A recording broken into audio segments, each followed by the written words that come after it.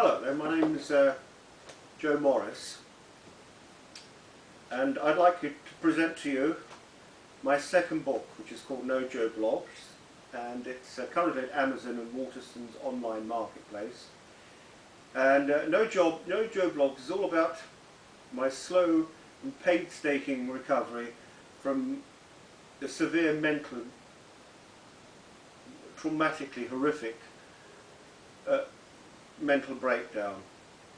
In the year 2012 I was diagnosed with autism. The condition terribly misunderstood by society.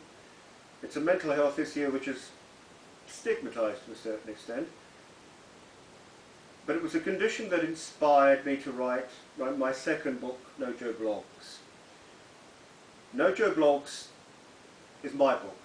It's about an affectionate account of my life journey, growing up in Ilford in Essex, fond childhood memories, family anecdotes, my parents, grandparents, an abundance of quirkiness, quirky accounts of London while I was growing up, hugely descriptive accounts of London while I was growing up, quirky football and sporting references, my lifelong passions, apart from my wife and my children and my family, my favourite bands and music in some detail, some lyrical detail, an imaginary and moving account of my grandparents and mum as Holocaust survivors, an imaginary and I think very poignant story about a father and son relationship on the day of the 1966 World Cup final, the 1970s, the 1960s, the 1970s, an abundance of pop culture, my favourite authors, my favourite sweets, and everything that means so much to me. I'd like to think that No Joe Blogs, my second book, is a very warm, personal and funny story and my take on life. It's warmly nostalgic, it waxes lyrical about family, friends, neighbours, school years, teachers, football, music,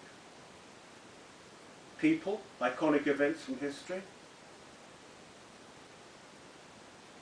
school years, teachers.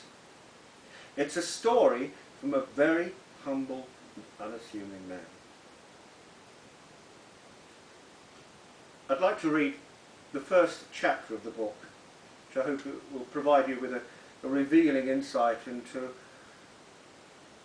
what happened to me in the year leading up to my breakdown, and the book that acted as a catalyst from that point, the condition that acted as a catalyst for the book. I hope you'll enjoy it.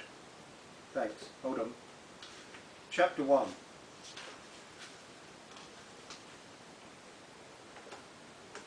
Here's my dedication. This book would not have been possible without the help of the following by my wife Beverly and daughter Rachel for their patience, and my son Sam for all his help on the computer. I have a special thanks to Ian Warner for proofreading this book. He did a fantastic job. Chapter 1. No Joe Blogs at Amazon Waterston's online marketplace. Part 1, the beginning. And then it happened. No trumpets, no fanfares, but nonetheless very special. My glorious hour, my glorious morning, the 23rd of November 1962.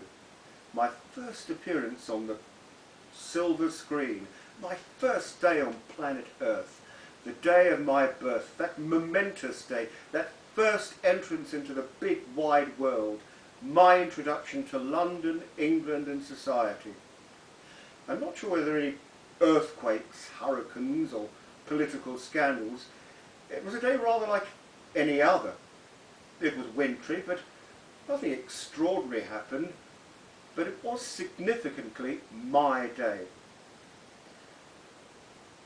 On the 23rd of November 1962 did though mark one rather special newsworthy occasion, a notable event on the BBC. The day of my first birthday coincided with the first episode of that national treasure, Doctor Who, with William Hartnell as the good doctor. But all the attention was elsewhere. At the Royal London Hospital in Whitechapel, the heart of London's East End, it was time for me to let out that first tentative yell, that first yearning for adventure, that very first and admittedly primitive attempt at speech. A cry from the heart, a passionate longing to live life to the full. For this is the story of me, my family, an affectionate tribute to my parents, growing up in the respectable Essex suburb of Ilford, the 70s, living and experiencing life in all its pastel shades and nuances. It is the story of a very humble child, his grandparents, their struggles, trials and tribulations, triumphs and successes. It is quite literally a triumph against all of the odds, emerging victorious in the face of disaster and adversity. It is the story of my quirky observations of the London that I grew up with during the 1960s. A very fond, if imaginary, account of my mum and grandparents surviving the Second World War nightmare, how she fought back and defeated the evil forces, a Holocaust survivor with her dignity intact. I've written about my late and wonderful dad, who suffered tragically and terribly with a mental illness he had no control over, but he was my dad, and that's all that mattered. I'll always remember and always love him. There is no plot or narrative to my story. It is simply heartfelt, confessional, hopefully funny and quirky, vividly illustrating life in late 1962 and the decades that followed. I had no book manual for life. There were no coaching manuals telling me how to behave. It was all off the cuff and very natural. It's a story about observations, bite-sized stories, cute little anecdotes, quaint reminiscences and wonderful childhood memories. I can remember them as if it were yesterday. But metaphorically, I start my autobiographical voyage in my grandfather's barber shop in Upton Park. He was the one who cut the hair of those legendary World Cup winning heroes Bobby Moore, Geoff Hurst and Martin Peters. My grandfather was the one who announced quite emphatically to the rest of the world that West Ham had won the World Cup. Now my granddad was the voice of authority, and he knew what he was talking about. So here I am at the beginning of my personal journey, right at the point when my granddad cheered and celebrated England's finest hour, and I made my debut on the silver screen. I made my debut. I can never thank my granddad enough. I may only have been a fresh-faced 3-year-old with idealistic ideas, with idealistic eyes, but this is where it all started. Time to go back to that barber shop in Upton Park, and it's over to you, Jack, my granddad. If you wait a minute, I'll read the second part. The second part, my grandfather. This is a story that might make you chuckle with delight or move you to uproarious laughter. In fact, if you were alive today, I'm sure my grandfather would shake my hand, smile knowingly and ooze with appreciation. My grandfather was the gentleman from whom I inherited my enduring support of West Ham United. He was the man who introduced me to the wondrously fascinating game that is football. He was the man who sighed despairingly when the Hammers were beaten and would then just sit forlornly in his armchair until the rest of the classified football results were read out on World of Sport. But for my grandfather, the highlight on a Saturday afternoon was his weekly helping of the memorable wrestling. Now wrestling was the only sport that came from a drafty town hall in northern England. It was the only sport that showed enormous men in leotards performing ridiculous routines in a dusty wrestling ring. Of course it was preposterous nonsense. We all know that wrestling will always remain the province of showbiz and the old-fashioned fairground booth. Still, my grandfather, rest his soul, embraced the whole spectacle with all the warmth of an old friend. Wrestling was complete escapism for my dear grandfather, a joyous distraction from the week's toil and drudgery. To the outsider, of course, wrestling might have seemed a frothy and frivolous pastime, but to my grandfather it was the most satisfying and exhilarating of any television sporting programme in the world. My grandfather, for so long as I can remember, was an industrious barber who took inordinate pleasure in cutting hair and styling it to the point of perfection. For years he worked tirelessly and diligently in a barber shop called Kelly's in Upton Park. Without any shadow of a doubt, though, I always treasure some of the funnier stories about my grandfather. My mum, who like her dad was fluent in Yiddish, would revel in the telling and retelling of some magical moments. There was an occasion when, after the final whistle had gone in the 1966 World Cup final, my granddad, accompanied by his triumphant colleagues, raced out of the shop and happily proclaimed that West Ham had won the World Cup. His colleagues' voices could be heard the length of the Barking Road. The mood of celebration and jubilation was unashamedly obvious. Now here's another misty-eyed recollection from my granddad's repertoire stories. They've always craved a claim to fame. My granddad, they've always craved a claim to fame. My granddad, wait for it, cut the hair of the fabled 1966 World Cup trio of Bobby Moore, Geoff Hurst and Martin Peters. No, I hear you cry sceptically, not Moore, Hurst and Peters.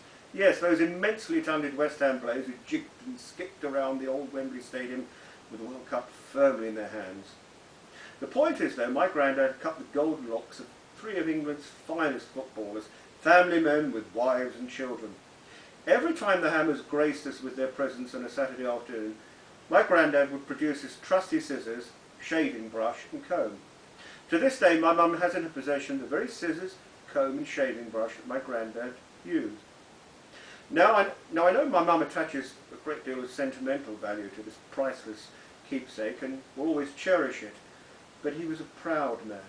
Now, for most of his life, my granddad cut, styled and crimped the hair of all and sundry. He did have one cousin who regularly had his hair cut in their Gants Hill home, but the image of three of English football's finest asking my grandfather for a haircut is one to savour. Jack, for that was my granddad's name, I'll have a short back inside for you. On the subject of my grandfather, here's another tale. My parents once persuaded my grandparents to join me, my brother and my mum and dad, to go on holiday. I think they were reluctant to commit themselves, but they eventually succumbed to the charms of the Costa Blanca with its sinuous flamenco dances, paella for tea and beachside restaurants that were still open for business at midnight. Anyway, I'll never forget the way he would gently ease his way into the hotel swimming pool and just abandon himself to rest and relaxation. Here was a man who'd endured all the horrors and abominations of the Second World War, splashing around almost ecstatically, content in the knowledge that he and my lovely grandma were having the time of their lives. And nothing would give my granddad more pleasure than to see his grandchildren at play, enjoying the heat of the Spanish sunshine. The 1970s saw the package holiday boom to Spain at its peak. My grandparents were in their element. Never in their wildest dreams did they ever think that one day they would find themselves rubbing shoulders with Spanish restaurant waiters. It was their holiday of a lifetime. First two chapters from my second book, No Joe Blogs. I hope I've given you a revealing insight into who I am, where I've come from, and the fulfilment of, possibly, well, without any shadow, my lifetime's ambition. It's a book about a triumph in the face of adversity, struggling against the odds, struggling against painful immaturity and shyness, conquering new frontiers, conquering my own shyness, fighting back from the brink, becoming a sociable person, being humane, being charitable, being generous, being appreciative of the beauty around me, the beauty of life, and never taking anything for granted in life again. Thank you for listening. Thank you. Mojo Blogs by Joe Morris at Amazon and Waterson's online marketplace. Thank you, everybody. Thank you.